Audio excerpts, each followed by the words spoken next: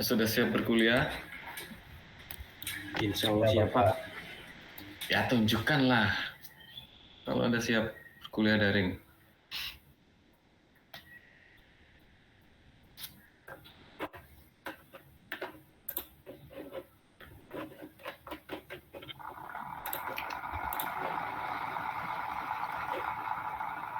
Di sini yang sudah mengumpulkan bab 1 itu ada berapa anak? 1, 2, 3.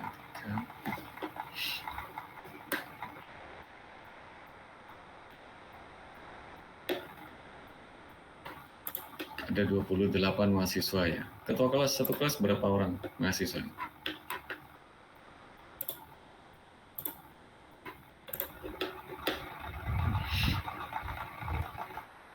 Berapa orang satu kelas mahasiswa?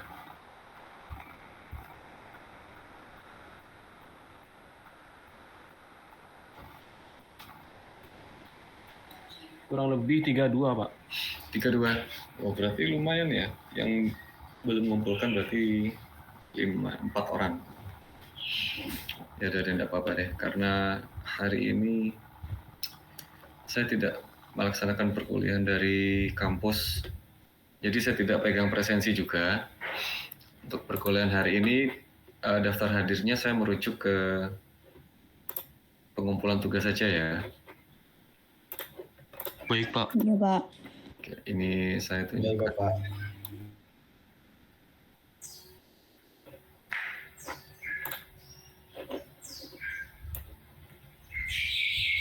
Nah, inilah tugas yang sudah terkumpul. Rekan-rekan mahasiswa, berhubung ini sudah pertemuan ke-7, jadi minggu depan itu sudah pelaksanaan UTS ya. Jadi pelaksanaan UTS berdasarkan jadwal yang sudah dibagikan oleh Bu Ana. Apakah sudah mencoba mendownload rekan-rekan mahasiswa jadwal UTS-nya? Masih, Pak. Coba dilihat UTS kita itu di tanggal berapa?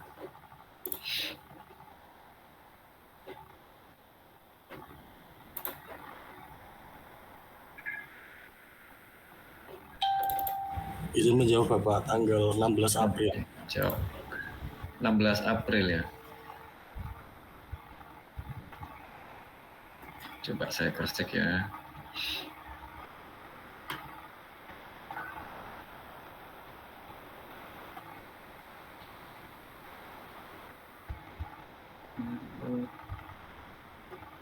Ini ya, tanggal 16 April jam ketiga ini ya, hari Rabu.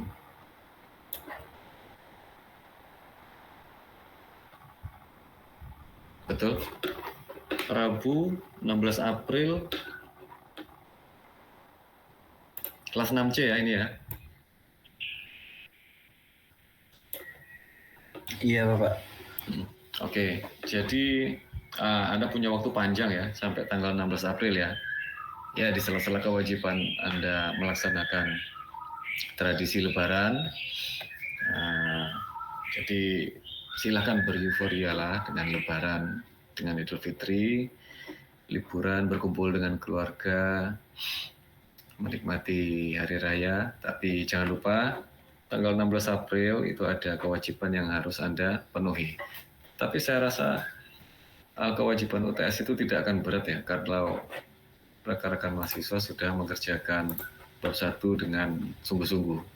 Karena UTS kita itu adalah pengumpulan bab 1 dan bab 2. Ya, gitu ya, UTS-nya adalah bab 1 dan bab 2. Yang sudah kalian kumpulkan hari ini adalah bab 1. Nanti di pertemuan ini kita sedikit diskusi tentang bab 1 yang sudah dikumpulkan. Apa-apa yang harus diperbaiki, apa-apa yang harus menjadi perhatian di bab 1, atau apa-apa saja kesulitan yang rekan-rekan mahasiswa temukan pada saat mengerjakan bab 1. Sebelum akhirnya nanti rekan-rekan mahasiswa mengerjakan bab 2 dan dikumpulkan pada saat UTS. Insya Allah bab 2 nggak begitu sulit kok. Nggak, nggak banyak mikir lah. Bab 2 itu nggak banyak mikir, nggak menyita waktu, nggak sulit bab 2 itu. Tinggal mengumpulkan referensi aja. Selama mempunyai referensi yang kuat bab 2, saya rasa tidak ada masalah. Oke, rekan mahasiswa. Nah, sebelum saya membuka satu sebagai contoh aja ya, bukan bermaksud mengadili satu pekerjaan, cuman kita jadikan contoh aja sebagai bahan diskusi kita. Sebelum saya membuka satu latar belakang, satu bab satu dari mahasiswa, monggo mungkin ada pertanyaan dari mahasiswa atau ada keluhan atau ya apapun yang kendala yang dirasakan saat mengerjakan bab satu. Bagian mananya yang dirasa susah, bagian mana yang dirasa sulit. Silakan disampaikan kalau ada. Izin Pak, kalau dari kesulitan kan saya ngambilnya pengembangan. Nah, kayak maksimalisasi kayak fitur yang mau kita pakai itu yang agak kita kesusahan dibuat produknya gitu. Masih kayak diangan-angan gitu loh Pak maksudnya. Oke. Udah sih Pak gitu aja. Oke, baik. Itu masalah yang dihadapi pada penulis artikel atau penelitian yang bidang pengembangan ya. Kalau di di teman-teman yang lain yang juga punya rencana menulis pengembangan, kira-kira punya kendala enggak yang sama dengan yang disebutkan oleh Mbak Retno Suprihatin? Jadi Mbak Retno itu mengalami sedikit kegalauan lah, istilahnya seperti itu ya. Ini kira-kira produk saya ini nanti seperti apa ya di akhirnya ya? Ini kira-kira produk saya nanti di akhirnya fiturnya apa aja ya? Nah, saya rasa itu adalah pertanyaan yang sangat general ya, umum sekali dialami oleh pengembang. Kenapa seperti itu? Karena memang pengembang itu kan tujuannya untuk mengembangkan produk, dan produknya itu kan sekarang kan belum ada gitu ya. Produknya itu sekarang belum ada. Nah, rekan-rekan mahasiswa, saya bilang kalau memang produknya masih diangan-angan, itu wajar. Karena produk Anda nanti tergantung siapa? Tergantung Anda nomor satu. Jadi tergantung Anda ya. Pilihlah produk yang memang dirasa Anda tuh mampu mengerjakannya. Satu. Kedua, itu nanti produk itu juga tergantung dari pembimbing. Ya, jadi nanti biasanya pembimbing itu akan mengarahkan produk yang dikembangkan itu nanti arahnya seperti apa. Jadi tidak bisa atas dasar Anda saja, ya, kedua pembimbing. Yang ketiga, produk pengembangan itu nantinya juga akan sedikit banyak dipengaruhi oleh karakteristik siswa yang akan menggunakan produk Anda. Gitu ya. Jadi banyak faktor nih yang membuat produk Anda itu nanti memang akhirnya tidak bisa dipikir paten dari awal ya. Dari awal maksudnya itu dari saat pengerjaan proposal itu Anda sudah punya bayangan produk nih. Nah, nanti dipastikan bayangan itu akan fix di akhir pengembangan. Itu nggak bisa. Karena dia masih fleksibel. Ya, jadi tergantung Anda sebagai penulis, tergantung pembimbing sebagai pembimbing, tergantung mahasiswa, tergantung siswa atau pengguna sebagai pengguna produk Anda, ya, karakter penggunanya seperti apa nanti. Kemudian yang keempat ini juga nanti akhirnya tergantung dari validator. Nanti validator produk untuk pengembangan itu ada dua. Validator ahli materi, dan validator kepada ahli media. Jadi dua itu yang bertugas untuk memvalidasi produk Anda. Jadi sebetulnya kalau Anda memang nggak punya gambaran yang paten, ingin mengembangkan apa, tapi Anda pengen menulis penelitian pengembangan itu menurut saya adalah hal yang wajar. Tidak bisa dipungkiri, ya memang itulah adanya. Jadi untuk mahasiswa yang ngambil pengembangan, saran saya adalah kalau memang Anda masih abu-abu, tidak ada masalah. Tapi pastikan Anda bisa secara umum mengerjakan produk itu. Misalkan Anda akan mengembangkan game edukasi, ya berarti Anda harus bisa aplikasi-aplikasi pendukung. Misalkan Unity, nah dasarnya itu kan kalau buat game edukasi misalnya pakai Unity, atau mungkin Anda mau ada aplikasi lain yang bisa mendukung pembuatan game edukasi. Nah itu Anda harus kuasai. Tetap sebagai dasarnya Anda harus punya. Nanti misalkan, Pak, saya punya skill yang rata-rata, Pak. Skill saya itu tengah, Pak. Oke lah, saya bisa bikin game edukasi, Pak. Tapi skill saya tengah. Tidak se-expert beberapa teman, yang karena mungkin beberapa teman itu punya kesempatan pelatihan di luar kampus, punya kesempatan pelatihan atau lomba, atau PKM, dan lain-lain sebagainya. Jadi skill itu kan tidak rata ya di semua mahasiswa ya. Dan produknya itu kan pasti juga variatif. Skill saya di tengah-tengah, Pak. Saya sedikit nggak pede, Pak, dengan pengembangan, Pak. Nah, saran saya adalah Anda jangan khawatir. Ya, Anda jangan khawatir. Karena nanti dosen pembimbing itu tidak akan pukul rata. Jadi dosen pembimbing akan kembalikan kepada mahasiswa. Mampu enggak mahasiswa untuk membuat atau mengembangkan produk tersebut? Kalau dirasa mahasiswa mampu, maka produk akan dijalankan. Tapi kalau dirasa mahasiswa tidak mampu, ya mahasiswa harus bilang, Pak, untuk yang fitur ini saya tidak mampu, Pak. Pak, saya game edukasi bisa, tapi yang 3D saya tidak bisa, saya bisanya hanya 2 dimensi. Ya sudah, dimaksimalkan di 2 dimensi. Nah, kemampuannya harus seperti itu ya. Jangan, tapi ya hati-hati ya, jangan sampai yang nggak bisa sama sekali gitu. Nah ini bahaya ya, kalau nggak bisa sama sekali itu bahaya. Tapi saya rasa mahasiswa pendidikan informatika nggak ada lah yang seperti itu. Minimal mereka punya skill di aplikasi-aplikasi tertentu ya. Entah itu membuat aset, entah itu membuat video, atau membuat apapun. Jadi Anda jangan khawatir, bidang Anda itu banyak celah untuk membuat produk pengembangan. Entah dari AR, VR, game edukasi, pembelajaran berbasis web, ya kan? Itu kan sudah Anda pelajari semua di praktikum. Apalagi yang susah? Bahkan video tutorial pun itu bisa menjadi artikel. Kalau Anda masih ingat, saya pernah menampilkan video assisted learning itu ternyata masih jadi tren media pembelajaran.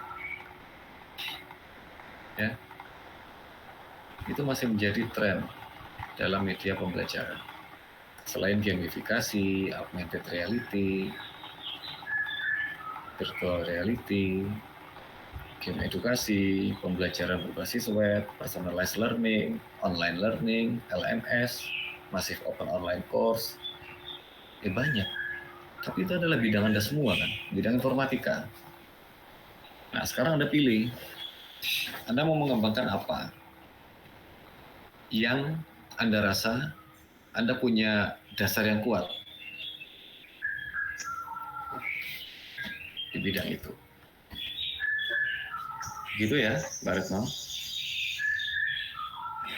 Iya Pak, mau tanya lagi boleh Pak? Boleh lah, kenapa? Kalau semisalkan saya mau tertariknya itu bikin kayak website dari sekolah itu gitu, kan ada sekolah yang belum punya website kan, itu masih maksudnya apa ya? Masih bisa atau enggak Pak? Kan kebanyakan kan judulnya yang saya lihat itu kemarin media e-modul kayak gitu, atau masih diperbolehkan atau enggak sebenarnya? Webnya itu untuk keperluan administrasi atau untuk keperluan pembelajaran? Enggak Pak, media promosi, di media promosi sekolahnya. Berarti bukan untuk keperluan pembelajaran ya? Iya, SMK, kayak SMK? arsipnya SMK. Oke, boleh, nggak ada masalah. Bahkan ada kakak Terima tingkat kasih, Pak. kalian itu bikin eh, aplikasi presensi. Ya, aplikasi presensi di SMK, tapi ada unsur gamifikasi di dalamnya. Nah, itu boleh. Boleh ya. Jadi pokoknya berarti kan Anda akan mengembangkan website, begitu kan ya. Tapi pastikan bahwa di sekolah itu belum ada kan website untuk keperluan itu, untuk keperluan Belum, Pak. Nah, untuk keperluan apa itu tadi, promosi sekolah gitu ya, arsip. Berarti di dalamnya tuh ada data sekolah, biodata sekolah, mulai dari guru, prestasi, ya kurikulum, begitu gitu. Begitu ya berarti ya. Kayak dibuat untuk penyampaian, ya. Ya enggak apa-apa, tapi syaratnya bikin yang bagus loh ya, jangan bikin yang kaku lah ya, dan jangan pakai template. Iya, Pak. Bikin yang bagus. Oke, nggak ada masalah. Kalau menurut saya nggak ada masalah. Tapi sebagai dosen mata kuliah lah ya. Tapi nanti sebagai dosen pembimbing, ya tetap harus diskusi dengan dosen pembimbing. Tapi saya rasa gini kok, semua dosen pembimbing itu nggak ada yang menyulitkan. Selama Anda punya dasar yang kuat, selama produk Anda itu tidak keluar dari ranah pendidikan informatika. Karena beberapa dari kemarin saya lihat beberapa kelas yang saya ajar kemarin, itu ada beberapa tulisan yang keluar dari pendidikan informatika. Jadi pengembangan game edukasi misalkan, oke lah betul, pengembangan game edukasinya betul, tetapi dia mengembangkannya tuh di SD dan untuk mata pelajaran bahasa Inggris gitu. Nah, itu kan keluar akhirnya. Nggak boleh ya. Kalaupun Anda kepepet Pak di sekolah, di rumah saya itu yang paling dekat itu cuma SD Pak, rumah saya di tengah hutan, nggak ada SMP SMK. Boleh nggak Pak saya di SD? Boleh, tapi kontennya harus TIK. Gitu ya, kontennya harus TIK. SMP juga boleh, SMA boleh, tapi kontennya TIK. Nah kalau di SMK ya boleh, ya banyak yang boleh malah, mata pelajaran kan banyak yang bisa, ya kecuali mata pelajaran agama, olahraga, kesenian itu ya janganlah. Ya jadi rohnya pendidikan informatika itu tidak hilang di tulisan Anda, di skripsi Anda, begitu ya.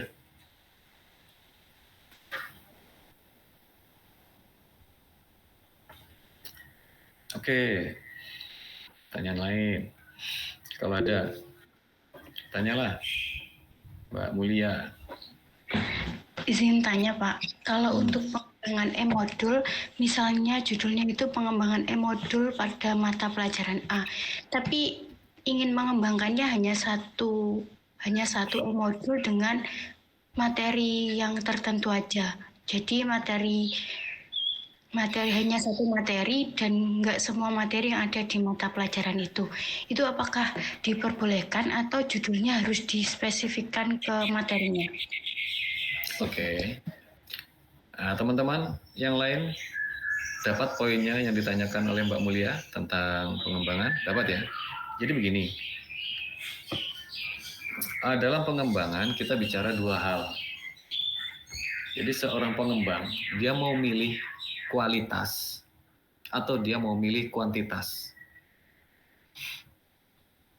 Kalau mau dia milih antara dua itu ya, kualitas atau kuantitas. Pak, saya nggak begitu ahli Pak membuat media Pak. Saya bikin e-modul Pak. Yang mungkin e-modul saya ini inovasinya tidak banyak. Itu apakah boleh Pak? Hal semacam itu diperbolehkan asal kuantitasnya baik. Ya.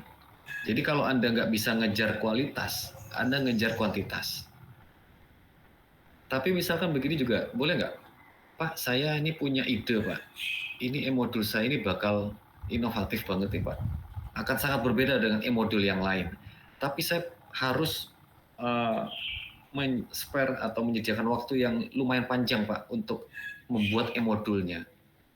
Nah, apakah boleh nggak saya hanya mengambil 1 atau 2, 3 konten saja, tetapi dengan e-modul yang sangat inovasi? Itu berarti kan ngejar kualitas berarti kan, bukan ngejar kuantitas ya. Nah itu boleh apa tidak? Boleh. Walaupun memang yang terbaik itu adalah kuantitas iya, kualitas iya. Ya, tapi dalam pengembangan Anda masih sangat boleh diizinkan untuk memilih kuantitas atau kualitas. Jadi kadang ada yang nguburnya kualitas. E-modul misalkan, modulnya digabungkan dengan AR, digabungkan dengan game edukasi misalkan. Itu boleh atau tidak? Boleh, tapi itu ngejar kualitas ya.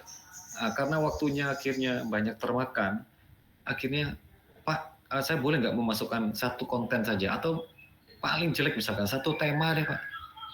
Dari satu mata pelajaran itu hanya satu tema atau satu bab, satu materi yang dipakai di produk media saya. Tapi ada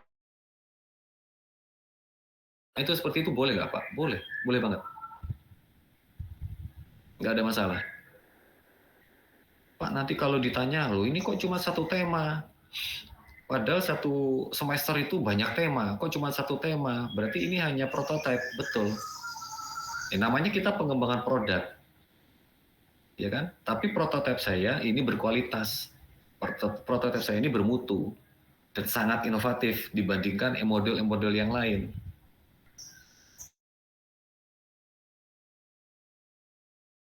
Prototipe, namanya juga prototipe ya, itu menggunakan satu atau dua tema saja. Apakah itu boleh? Boleh, tidak ada masalah. Dengan catatan, inovasinya dapat, keterbaruannya dapat, dan nggak ada yang, ya belum ada yang bikin gitu. Nah itu akhirnya kalau biasanya dosen pembimbing ataupun dosen penguji, kalau dia lihat kualitas, dia akan mengesampingkan kuantitasnya, biasanya lah. Jadi semua tergantung Anda juga. Kalau Anda sudah berkualitas, kuantitasnya biasanya dikesampingkan. Karena sadarlah, untuk bikin yang berkualitas kan pasti butuh waktu yang panjang, proses yang panjang, kan begitu ya. Nah, itu kalau Anda milih yang kualitas ya. Meskipun yang pilihan terbaik itu adalah kuantitas dan kualitas, jadi satu. Pilihan kedua, ya kualitas. Pilihan ketiga, ya ini, kuantitas. Ini adalah bagi kaum mendang-mending lah, kalau orang di sosmed bilangnya kan kaum mendang-mending. Ya kaum mahasiswa yang skillnya itu rata-rata enggak tinggi banget, ya di tengah-tengah lah. Nah itu pakai kuantitas biasanya, ya kan? Pakai kuantitas, ya tetap akhirnya membutuhkan waktu yang panjang karena sibuk untuk kuantitasnya itu tadi, quantity, jumlah.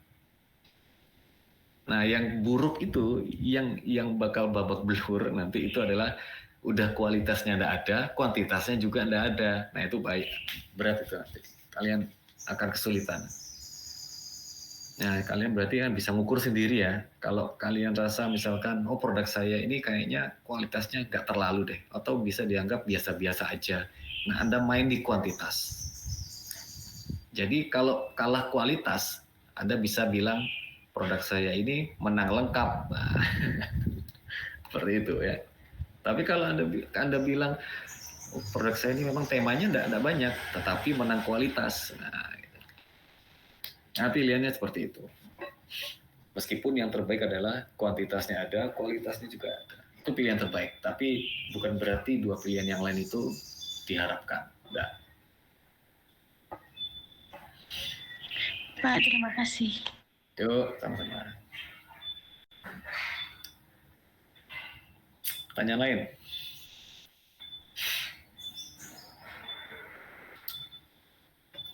Belum ada ya? Kalau belum ada, sambil kita buka 1, 2, 3 contoh lah dari rekan-rekan Anda. Saya coba buka acak.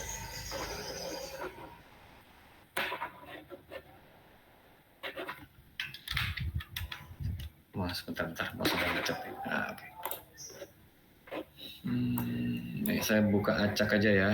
Coba saya buka yang ini nih. Pengembangan media pembelajaran digital berbasis literasi sains di SMP. Nah, ini jadi judulnya ya, hati-hati ya. Kalau baca judul seperti ini, condongnya itu adalah ke prodi pendidikan IPA. Betul ya? Jadi, roh pendidikan informatika itu harus muncul di produk Anda, di judul Anda terutama. Bisa dipahami ya? Ya, nanti diperbaikilah. Oke, latar belakang sudah ada. Nah, ini saya menemukan latar belakangnya ada gambar ya. Nah, apakah dalam latar belakang itu diperbolehkan, Pak? Saya sebetulnya hal-hal seperti ini tuh sempat tanya ke beberapa dosen atau profesor waktu kuliah kemarin. Jadi waktu itu saya bertanya, Prof, latar belakang itu kan ajang kita untuk promosi ya. Jadi boleh nggak kalau di latar belakang itu saya memasukkan gambar, kemudian saya memasukkan grafik, Prof, atau saya memasukkan bagan, saya memasukkan tabel yang isinya data dan fakta, Prof. Itu kan sangat empiris ya, Prof ya, karena buktinya itu nyata. Terus apa yang disebutkan Prof waktu itu, dia tidak melarang itu. Dia tidak melarang.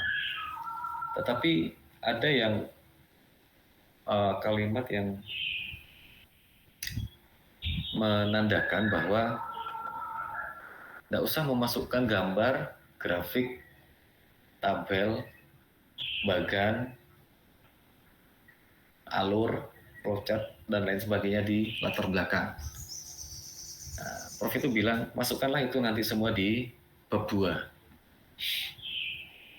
Apa alasannya beliau? Waktu itu dia bilang begini, jadi latar belakang itu adalah kesempatan kita untuk mempromosikan atau menunjukkan kepada pembaca bahwa penelitian kita itu penting.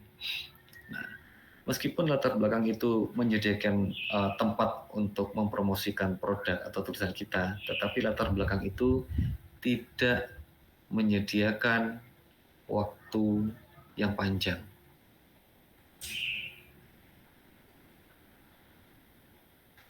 Pernah nggak rekan-rekan mahasiswa melihat latar belakang atau pendahuluan itu lebih tebal dibandingkan kajian pustaka? Kan nggak pernah ya. Latar belakang itu paling antara 5 sampai 15 halaman. 15 halaman itu sudah terlalu banyak latar belakang 15 halaman. Banyak. Dan malah justru kalau bisa latar belakang itu dibuat se-efektif mungkin.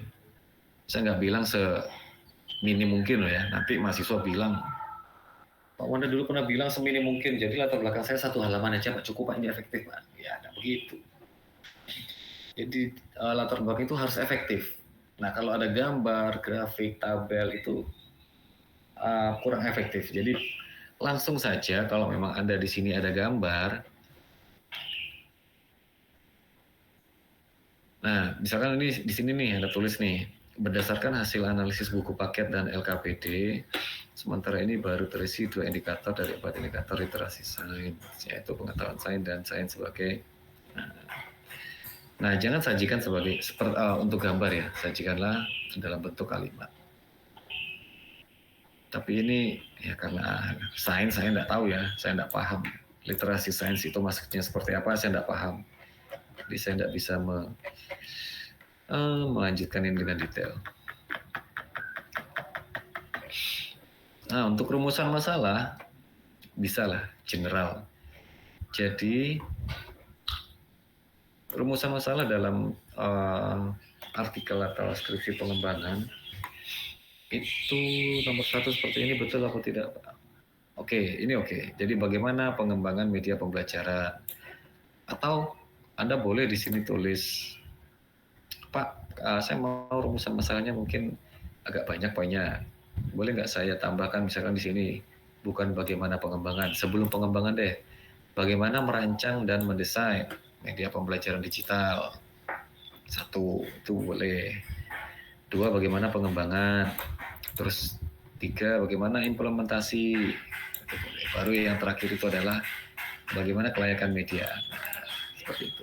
Tapi 2 poin ini adalah rumusan masalah yang wajib keluar di skripsi atau penelitian pengembangan. Jadi menceritakan bagaimana proses pembentukan atau terwujudnya produk itu. Kemudian menceritakan bagaimana uji kelayakan.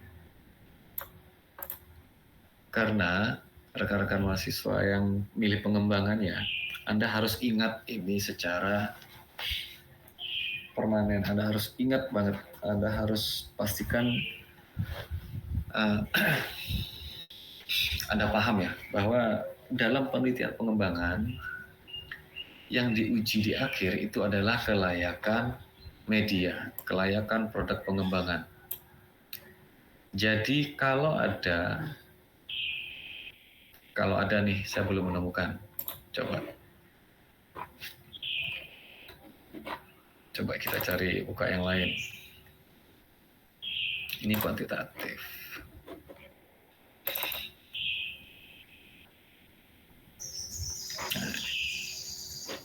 Nah, oke.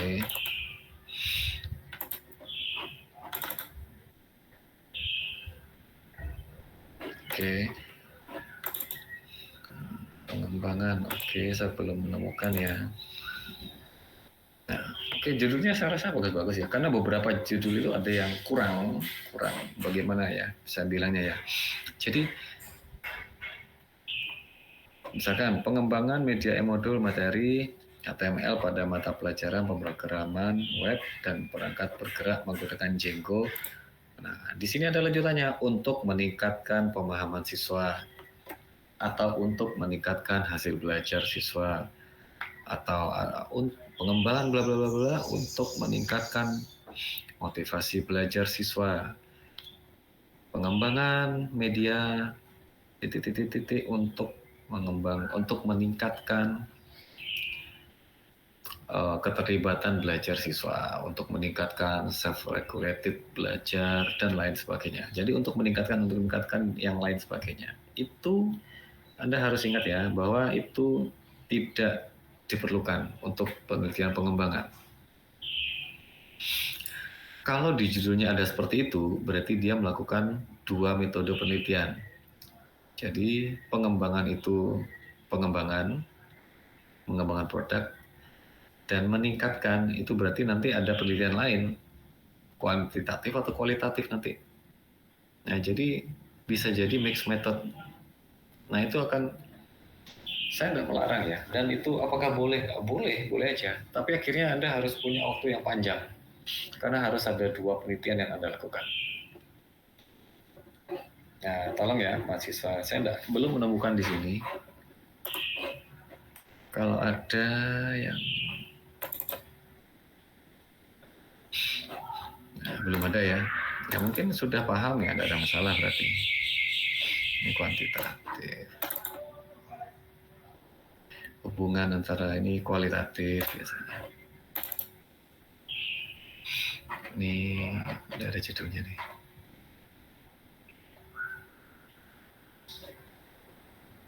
Ini pengembangan juga ya. Nah, kayak gini misalkan pengembangan. Bagaimana respon siswa terhadap pengembangan media? Nah, ini kebalik ya. Harusnya yang ini kan nomor 1 harusnya. Masa respon dulu? Harusnya ya pengembangan produknya dulu. Betul ya? Jadi ini rumusan masalah itu juga harus runtut. Nggak boleh ke tukar-tukar gini ya. Kali ini kebalik-balik ini. Jadi yang pertama ya harusnya ini, proses pengembangan dulu. Nah, setelah proses pengembangan, harusnya itu adalah kelayakan dulu. Baru respon. Nah, responnya itu ditunjukkan dalam apa gitu kan. Biasanya responnya sih ditunjukkan dalam angket kelayakan itu. Jadi di angket kelayakan, itu di bagian bawahnya itu ada saran, kritik, komentar, dan respon siswa. Nah, seperti itulah mahasiswa. Itu yang pengembangan ya. Kalau yang kuantitatif, kualitatif, gimana? Ada kendala nggak? Yang kuantitatif, kualitatif? Atau kuantitatif, kualitatif ya nggak ada kendala? Lancar? Tidak ada kesulitan.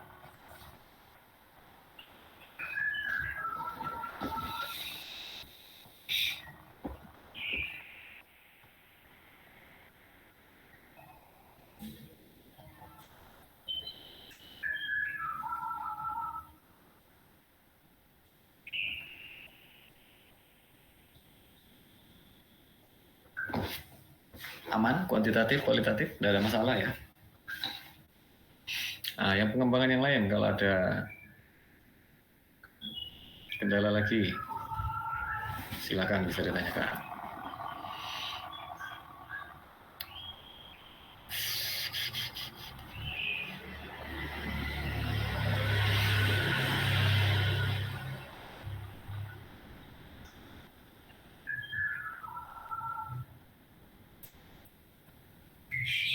Belum ada. Nah, kalau belum ada, coba. Jadi saya anggap latar belakang dan teman-temannya beres ya untuk bab 1 ya. Bab 1 beres berarti Anda bergerak ke bab 2 nih. Karena untuk UTS Anda harus mengumpulkan bab 1 dan bab 2. Pak, boleh nggak untuk UTS-nya itu saya beda Pak, latar belakangnya, beda bab 1-nya? Boleh, masih sangat boleh Anda rombak kok. Ya, terutama yang kontennya dan bidangnya masih di luar pendidikan informatika, Anda masih boleh untuk merombak atau merevisi. Merombak boleh, merevisi boleh, melengkapi boleh. Nah, silakan Anda otak-atik. Bahkan nanti setelah UTS pun ya masih boleh kok di otak-atik kok. Sampai Anda nanti bertemu dengan dosen pembimbing. Dosen pembimbing Anda akan dibagi setelah UTS. Mungkin 1 sampai 2 minggu setelah UTS akan dibagi dosen pembimbing untuk artikel dan skripsi. Oke. Nah, kita coba masuk ke bab 2 ya.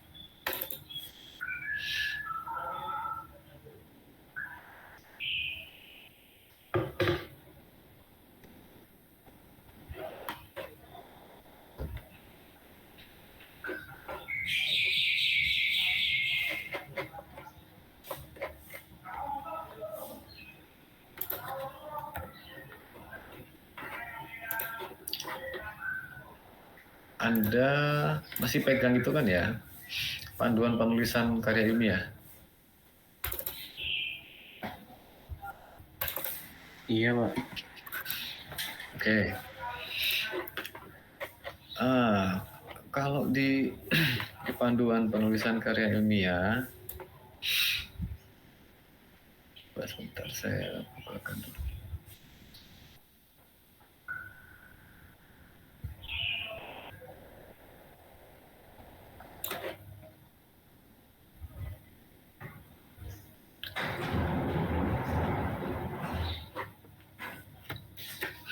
Nah, di bagian kajian pustaka itu ada beberapa poin ya. Misalkan landasan teori, penelitian yang relevan, kemudian kerangka berpikir. Nah, rekan-rekan mahasiswa, silakan Anda cari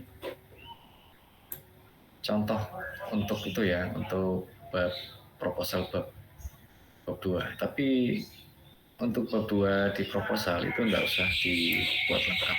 Maksudnya itu satu tema atau satu poin itu 2 sampai 3 paragraf atau maksimal 5 paragraf lah, itu cukup. Jadi bab 2 itu tidak begitu banyak menguras energi. Misalkan ini, coba sebentar saya share screen dulu.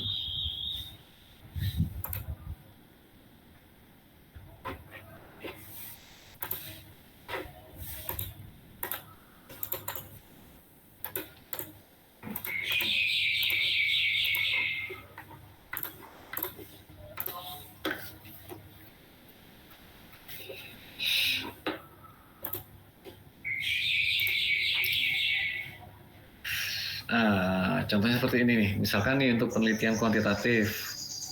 Nah, di sini di bagian bab 2, kajian pustaka untuk penelitian kuantitatif itu ada beberapa poin. 2.1 landasan teori. ya, kemudian penelitian yang relevan, kemudian kerangka berpikir, yang berikutnya hipotesis penelitian. Ini untuk yang kuantitatif. Nah, yang 4 poin ini harus Anda penuhi, mulai misalkan dari landasan teori. Nah, di landasan teori, seperti yang saya bilang tadi ya, ini contohnya, tidak usah terlalu lengkap, karena ini masih proposal ya. Nah, kajian pustaka bab 2, bab 2 kajian pustaka ya. Misalkan ini satu tema yang saya ambil tentang MOOC misalkan. Nah, cukup berapa paragraf ini? 1, 2, 3. Nah, 3 paragraf. Ya, cuma 3 paragraf.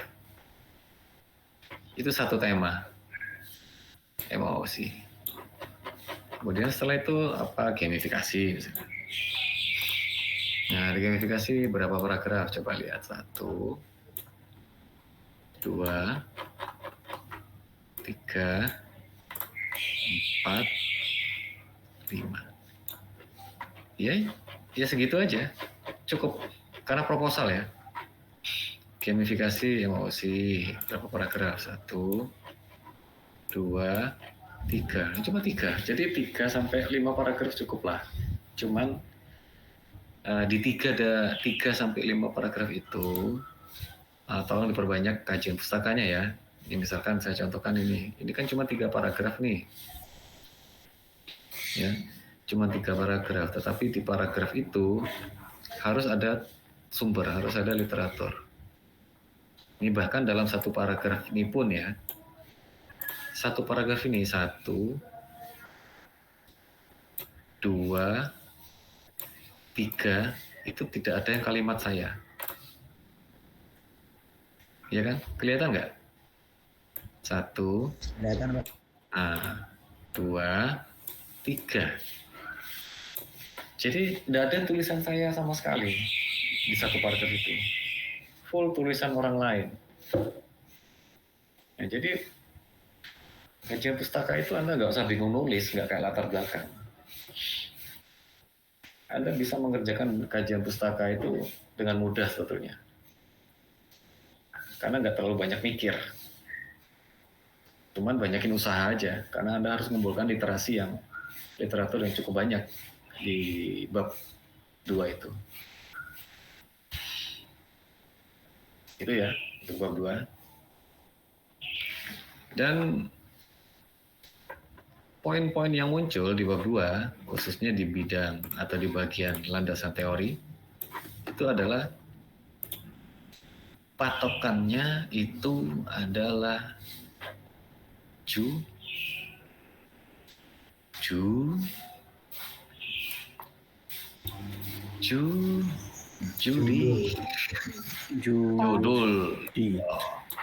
ya. Jadi misalkan kayak gini nih, ini judulnya nih. Berarti harus ada tentang emosi, harus ada tentang gamifikasi, harus ada tentang gamify emosi, harus ada personality, harus ada engagement, harus ada, ya udah itu berarti. Kalau mau ditambahkan boleh nggak Pak? Boleh. Tapi yang wajib kan ini dulu nih, wajib ini wajib. Kalau mau ditambahkan boleh nggak Pak? Jadi boleh aja. Batas maksimal untuk kajian pustaka itu nggak ada, tapi batas minimal ada. Jadi batas minimal adalah merujuk ke judul. Nah, misalkan ini, saya sudah misalkan bagian ini sudah, personality sudah, engagement sudah. Nah, saya mau tambahkan apa? Misalkan saya tambahkan ini, karakteristik mahasiswa, itu boleh. Gaya belajar mahasiswa, itu boleh saya tambahkan. Terus, saya tambahkan ini juga misalkan, karakteristik mata kuliah, media pembelajaran kejuruan itu apa? Apa aja tema-tema atau pokok-pokok topik pembahasan di mata kuliah ini, itu boleh ditambahkan, boleh, tapi ini nggak wajib kalau karakteristik mahasiswa dan karakteristik mata kuliah. Yang wajib yang ini tadi. Tapi kalau ditambahkan, bagus, lebih baik.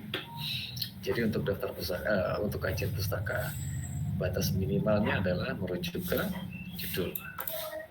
Tapi batas maksimalnya bebas.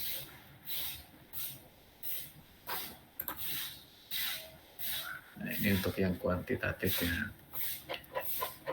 Untuk yang kualitatif, silakan dibaca juga ya untuk kualitatif ya. Ini sudah ada contohnya juga ya. Nah ini yang kuantitatif ini dijelaskan di panduan tadi. Ini landasan teori itu tentang apa saja, dijelaskan. Kemudian penelitian yang relevan. Ya, penelitian yang relevan berarti masuk di bab 2 ya. Penelitian yang relevan itu biasanya begini. Kalau untuk S1 itu ya mudah ya, langsung aja merujuk ke judul aja. Karena ini contohnya ini bukan untuk S1 ya, ini untuk S3, jadi menggunakan MANOVA. Jadi ada 2 variabel bebas, 1 variabel terikat. Nah, untuk yang skripsi S1, dia kan harus menggunakan ANOVA setidaknya. 1 variabel bebas, 1 variabel terikat. Nah, itu biasanya penelitian yang relevan itu biasanya nyangkutnya itu ke salah satu aja, Pak. Jadi saya menemukan penelitian yang relevan itu hanya membahas variabel bebasnya saja. Ya. Tapi di penelitian lain, saya menemukan penelitian yang hanya membahas di variabel terikatnya saja.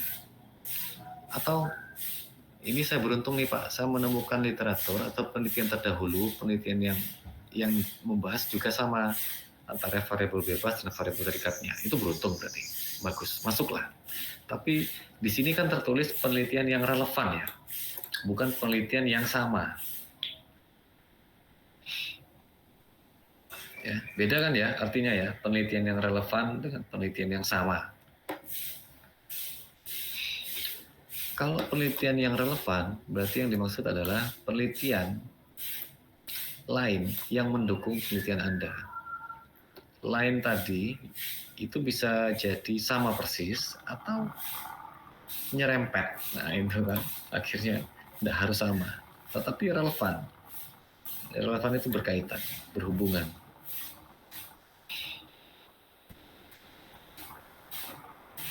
Itu ya. Nah, ini contohnya untuk kerangka berpikir seperti ini. Ya, meskipun ini kerangka pikir yang sudah sangat lama sekali ya, tapi ya udahlah, ikutin aja ya. Anda adaptasi aja lah dari sini. Ini kerangka berpikir yang lama, sudah di tahun 2016-17 lah ini. Saya kira panduan yang baru dia bakal menuliskan kerangka berpikir yang baru ya, tapi ternyata masih yang lama. Tapi tidak apa-apa, kita update aja dengan isian yang baru. Alurnya sih nggak begitu jauh berbeda. Kemudian hipotesis penelitian. Nah, untuk kuantitatif, hipotesis penelitian itu berkaitan dengan rumusan masalah. Jadi jumlah rumusan masalahnya berapa, tipe penelitiannya berapa, nah, hipotesis penelitiannya harus sama, jumlahnya sama. Oke, untuk bab 2 beres ya, untuk bab 2 ya, karena di panduan sudah dijelaskan secara detail juga. Kalau Anda sudah beres bab 1-nya, maka ya Anda nggak usah khawatir untuk bab 2. Bab 1-nya udah beres. Oh, dari perkuliahan hari ini saya nggak perlu revisi nih kayaknya nih. Saya mungkin cuma perlu merapikan atau apa ya. Silakan. Termasuk merapikan penulisannya ya. Paham nggak maksud saya? Nah, kayak begini nih. Ini kan rapi nih. Nah, rumusan masalah. Ya ini dirapikan ya. Misalkan ini juga bagaimana proses pengembangan. Kasihlah kalimat 1 kalimat 2 kalimat pembuka di sini misalkan ya. Dalam penelitian pengembangan ini terdapat berbagai macam rumusan masalah, yaitu seperti berikut. 1, bagaimana prosesnya gitu loh. Jangan langsung to the point beginilah. Ya, dirapikan ya. Karena kayaknya di panduan itu juga tuliskan cara-cara menuliskan.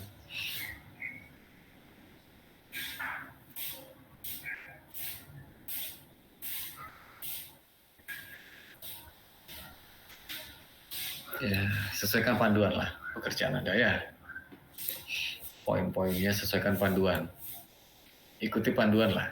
Kalau di panduan itu misalkan kayak ini nih, panduan itu misalkan 1.1, 1. Ya, ikutilah. Dirapikan. Oke, sampai sini ada pertanyaan rekan mahasiswa.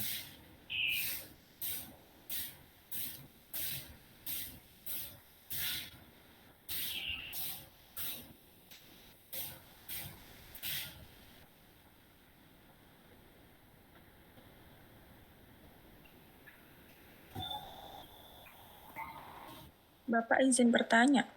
Tanyalah.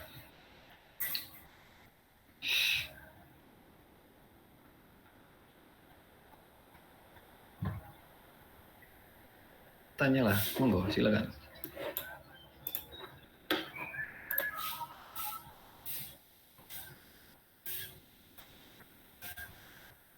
Halo. Tanya. Iya, Pak. Bentar. Saya mau tanya di definisi istilah. Nah, di definisi istilah itu kan kita dapat dari judul kita jelasin apa pengertiannya. Nah, itu kita cantumin nggak, Pak? Referensi dari siapa gitu? Kayak di latar belakang gitu. Oke. Jadi definisi istilah itu memang betul merujuk ke judul, tapi bisa lepas dari judul. Betulnya. Definisi istilah itu. Mungkin di penelitian yang pengembangan misalkan ada istilahnya. Jadi aplikasi misalnya Unity itu masuk ke dalam definisi istilah, itu boleh apa tidak? Boleh. Atau definisi istilah yang lain misalkan saya kasih tahu ini ya, saya contohkan nih.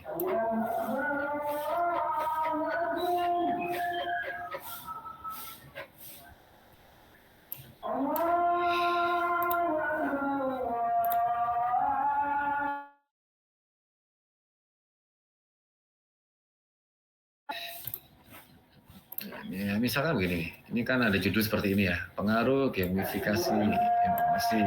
Nah, coba lihat definisi istilahnya. Nah, ini definisi istilahnya. Di sini definisi operasional. Definisi istilahnya, ya pasti tentang gamifikasi emosi, betul ya? Tetapi di situ juga ada non gamifikasi emosi. Padahal ini di judul tidak ada. Ya lah? Di judul tidak ada loh ini non gamifikasi emosi. Kalau nggak percaya saya naikkan lagi ke judul. Nah, ini. Ada nggak non gamifikasi emosi? Tidak ada kan? Tapi itu masuk ke dalam definisi istilah. Karena ternyata perlu untuk menjelaskan non gamifikasi emosi. Jadi definisi istilah itu adalah kalimat, mungkin berisi 2 atau 3 kalimat yang menjelaskan kepada pembaca tentang beberapa istilah asing yang tidak umum, yang dirasa awam bagi pembaca, terlebih atau terutama bagi pembaca yang dalam artian di luar bidang prodi pendidikan informatika. Misalkan skripsi Anda ini dibaca oleh anak PAUD, misalkan mahasiswa PAUD, atau skripsi Anda dibaca oleh mahasiswa PGSD. Nah, itu mereka kan harus tahu apa itu Unity, apa itu Laravel, apa itu gamifikasi, mungkin mereka belum tahu, apa itu augmented reality, itu masuklah. Nah, jadi beberapa istilah yang dirasa keluar atau muncul di skripsi Anda, di penelitian Anda, tapi meskipun itu tidak tertulis di judul, tetapi hal itu diprediksi mungkin sedikit membuat bingung pembaca ya. Nah itu Anda harus munculkan di definisi operasional atau definisi istilah. Nah, Pak, boleh nggak kita menuliskan tulisan orang lain di definisi istilah? Nah, jadi begini, dalam definisi istilah,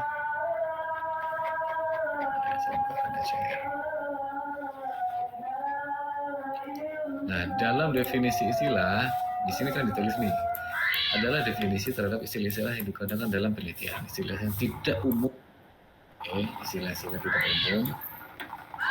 Kemudian definisi istilah didasarkan pada sumber pustaka yang ada. Nah, memang di sini definisi istilah didasarkan pada sumber pustaka yang ada, tapi tidak ditulis sumbernya. Ya, karena definisi istilah itu adalah kalimat Anda sendiri. Kalimat Anda sendiri. Dengan catatan kalimat Anda sendiri, kalimat yang mudah dipahami, kalimat yang mudah dicerna, kalimat yang tidak mungkin tidak terlalu tinggi ya bahasanya, tidak terlalu tinggi karena kadang tulisan dari ahli itu kan tinggi ya bahasanya, kadang sangat ilmiah. Nah itu mungkin susah dipahami atau dipengerti oleh orang yang di luar bidang pendidikan informatika. Nah Anda boleh membahasakannya dengan bahasa sendiri. Jadi sebetulnya meskipun di definisi istilah itu nggak terlihat sumber-sumbernya ya, misalkan dalam kurung Ramansyah 2020 itu nggak ada di sini. Bukan berarti ini bukan berasal dari orang lain, tetap berasal dari sumber, tetap berasal dari tulisan orang lain. Cuman di sini penulis atau peneliti membahasakannya dengan bahasa sendiri. Paham nggak? Paham ya? Yep. Nah, begitulah contohnya.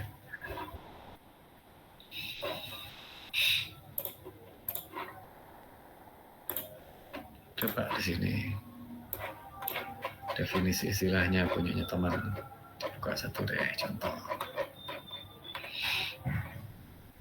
Nah, nih definisi istilah. Nah, seperti ini tidak perlu. Jadi pakai bahasa sendiri. Dan biasanya namanya juga definisi istilah ya, bukan definisi frasa. Jadi jangan tiga kalimat ini bukan istilah lagi namanya. Kalimat ini namanya ya. Nah, ini juga Android sebagai media pembelajaran ya, bukan seperti itu. Jadi definisi istilah yang dimaksud itu adalah kalau misalkan ini modul interaktif itu boleh masuk definisi istilah. Kemudian apa yang lain? Android itu boleh, bukan Android sebagai media pembelajaran, bukan. Definisi istilah ya udah Android, udah gitu aja. Ya paham ya? Ya Pak. Kan yang kita definisikan di sini istilah, bukan kalimat. Desain grafis, ya nggak tahu perlu apa enggak nih. Kevalitan dalam pengembangan ini nggak perlu. Praktisan nggak perlu. Ya. Coba merujuk ke judul. Apa sih judulnya nih?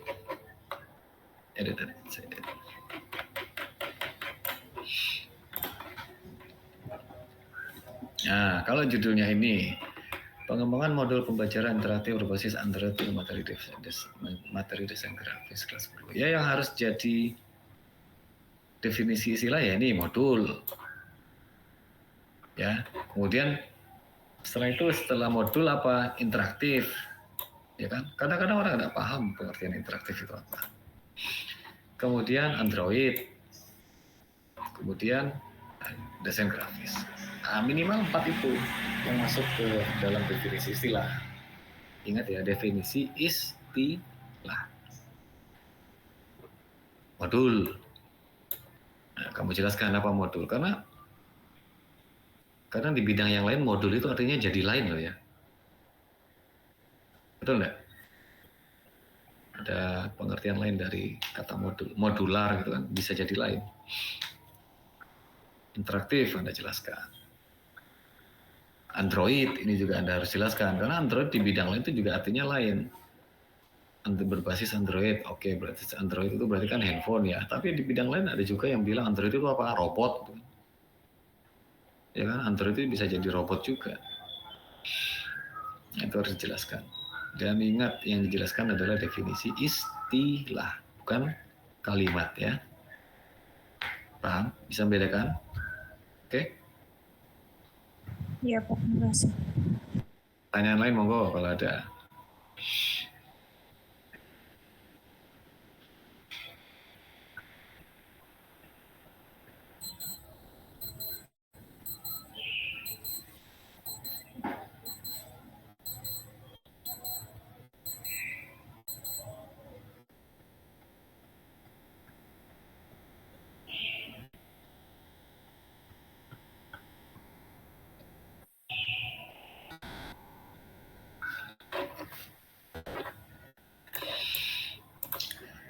Oke, rekan-rekan mahasiswa, gimana?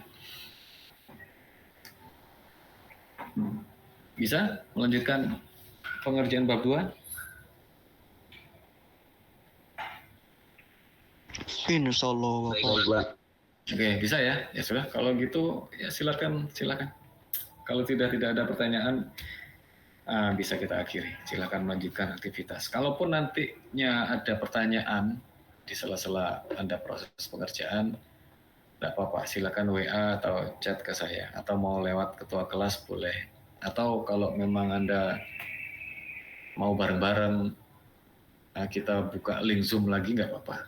Barang 10 menit, 15 menit. Kadang beberapa penjelasan itu saya nggak bisa menjelaskannya lewat ketikan, kata-kata, chatting ya.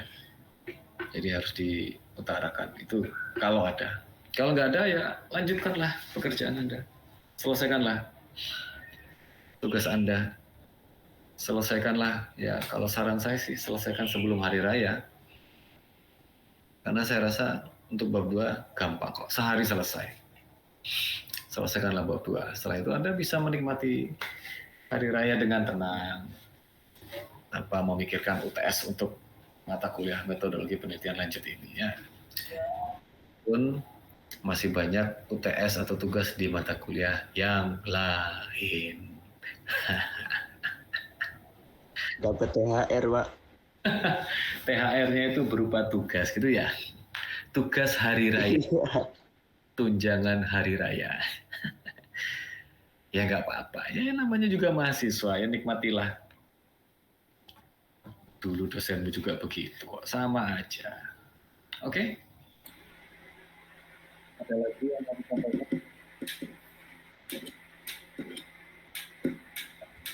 Silakan lanjutkan aktivitas. Banget.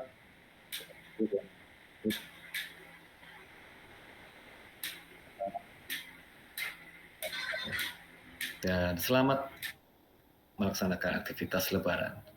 Baiklah rekan-rekan mahasiswa, selamat sore. Izin untuk mengakhiri perkuliahan pada sore hari ini.